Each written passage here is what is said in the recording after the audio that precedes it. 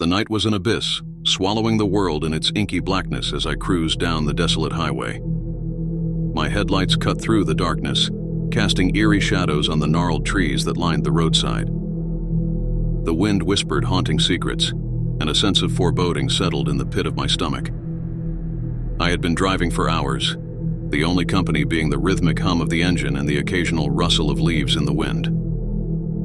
The road stretched endlessly before me, a narrow ribbon that seemed to lead into the heart of an impenetrable void. Signs warning of curves and hazards loomed out of the darkness, their reflective paint gleaming like ghostly apparitions. As I navigated the twists and turns, a thick fog began to slither across the road, an ethereal serpent swallowing everything in its path. The visibility dropped to a mere few feet, and an unsettling chill crept into the car. I tightened my grip on the steering wheel, squinting into the white abyss that surrounded me. The fog played tricks on my mind, distorting reality and creating fleeting shapes that danced on the periphery of my vision. I could swear I saw shadowy figures standing by the side of the road, their forms indistinct and ghost-like. I shook my head, attributing the illusions to exhaustion and the tricks that a weary mind can play. The road, now a twisted serpent itself, led me deeper into the heart of the fog. The outside world ceased to exist. All that remained was the claustrophobic cocoon of swirling mist.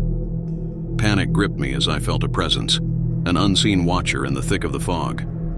I could almost hear muted whispers as if the very air was conspiring against my sanity.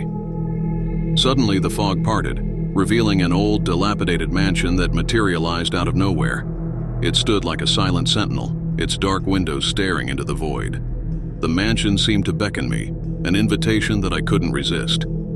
Against my better judgment, I parked the car by the entrance and stepped into the mist-shrouded courtyard.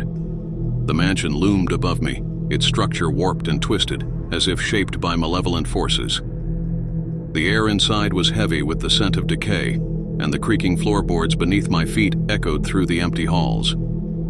Dust motes danced in the feeble moonlight that filtered through cracked windows. As I explored the labyrinthine corridors, each step reverberated with a sense of impending doom. Whispers echoed through the empty rooms, carrying fragmented conversations that seemed to belong to a bygone era. It was as if the very walls retained the memories of the long-forgotten occupants. In a dimly lit room, I stumbled upon an ancient photograph. The faces of the people in the picture seemed to contort with agony, frozen in a moment of despair. A sudden realization hit me. This mansion held the echoes of a tragic history, and I was an unwelcome intruder in its spectral domain. The temperature plummeted, and I felt an icy hand on my shoulder. I turned around to find no one, yet the sensation of a presence lingered. The whispers grew louder, forming coherent sentences that spoke of betrayal, loss, and a restless yearning for peace. Attempting to flee, I retraced my steps, but the mansion seemed to defy the laws of space and time. Doors led to different places, and the corridors twisted and turned in disorienting patterns. The mansion became a maze, a malevolent entity toying with its prey.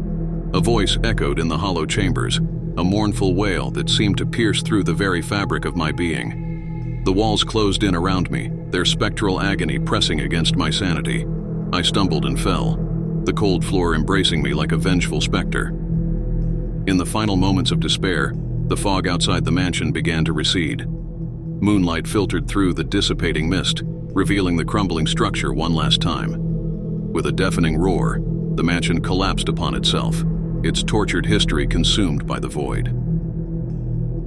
I found myself back on the highway, the fog lifting, and the night returning to its silent, foreboding normalcy. My car sat alone on the road as if nothing had happened. The memories of the haunted mansion lingered, etched into the recesses of my mind. As I drove away, the echoes of that cursed night reverberated in the rearview mirror.